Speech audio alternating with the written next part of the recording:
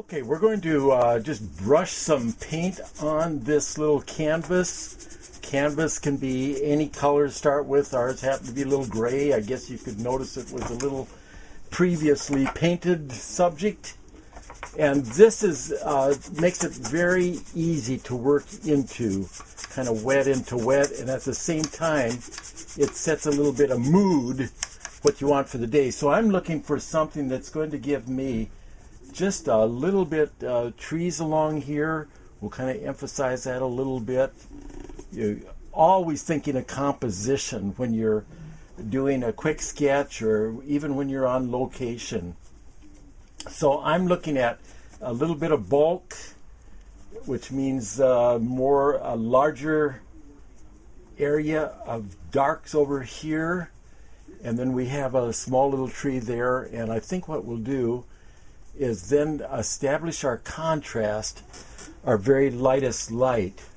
And this will make it so we have our two extremes in, our darks and our lights. Here goes some white. And you notice as I put on the white, it's going to blend very quickly into what's there. So you can control it as you go out to the sides. It has a blend. And this gives me my little a distance. And I'll make that distance even more so as we add just a little bit of small hills back there. It's so nice to be able to work into a wet tone, and often they'll say a middle tone. This one is a kind of a high key tone, as you can see that it's closer to light than dark. Okay, now let's do this. Let's take a little bit of blue and white, and we'll make down front a little bit of a stream. So I'll put it darker on the sides, and then we'll have the strongest gleam, of course, reflecting from the sky. Before I put that in, I'm going to make just a little bit of reflections of the trees. So we'll put some down here, a little bit there, and then much larger one on the left side. Okay, I have put in reflections down in the water, and then let's take a knife and we'll make some strong gleams from the sky.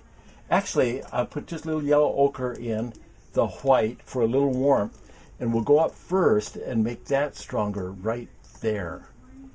And then we'll come down in a straight line, and see, I can measure just like that right in the side. So that's where my straight line needs to be.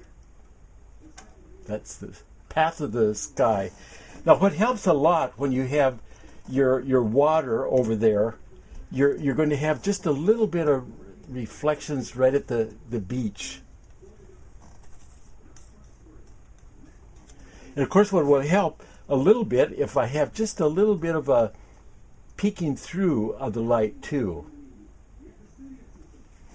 And on the left side, let's take just a small brush, take a little bit of liquid, and we'll have some blue, and actually this is Payne's gray and red.